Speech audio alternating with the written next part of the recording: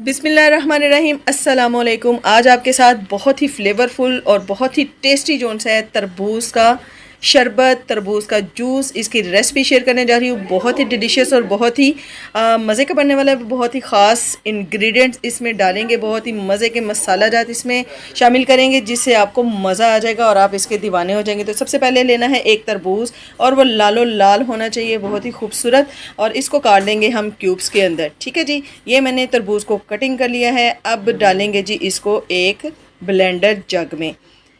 तो ब्लेंडर जग में डाल लेते हैं जी तरबूज को, और उसके बाद बहुत ही स्पेशल मसाले हैं जो इसकी फ्लेवर को मैं कहती हूँ चार चांद लगा देंगे, इसलिए आपने वीडियो को स्किप नहीं करना, मुकम्मल देखना है। इसमें जाएंगे जी मिंट लीव्स यानी कि पुदीने के पत्ते। इसको मैंने धोकर अच्छे से साफ़ कर लिया। आपने बहुत ज़्यादा पुदीने के पत्ते इसमें नहीं डालने हैं, बहुत कम से हम डालेंगे। अगर ज़्यादा डाल देंगे तो फ्लेवर इसका थोड़ा करवा हो जाएगा। ठीक है जी, तो बस आपने एक टहनी लेनी है, उसके ऊपर जितने लीव्स लगे होंगे जस्ट हमने वही इसमें यूज़ करने हैं। डंडल इसका साइड पर कर देंगे।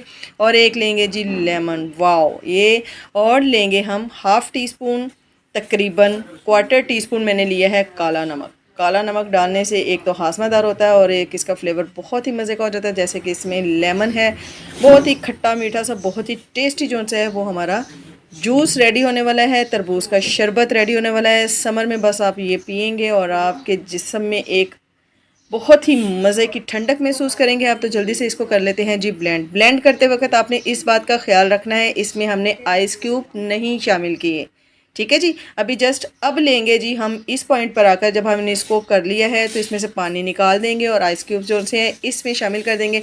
एक बार अगेन दोबारा से इसको करेंगे जी ब्लेंड, और इससे बहुत ही स्मूथ सा शरबत जो सा है वो हमारा रेडी हो जाएगा। तो चलें जी, जग को निकाल लेते हैं और इसको डालते हैं एक खूबसूरत से गिलास के अंदर।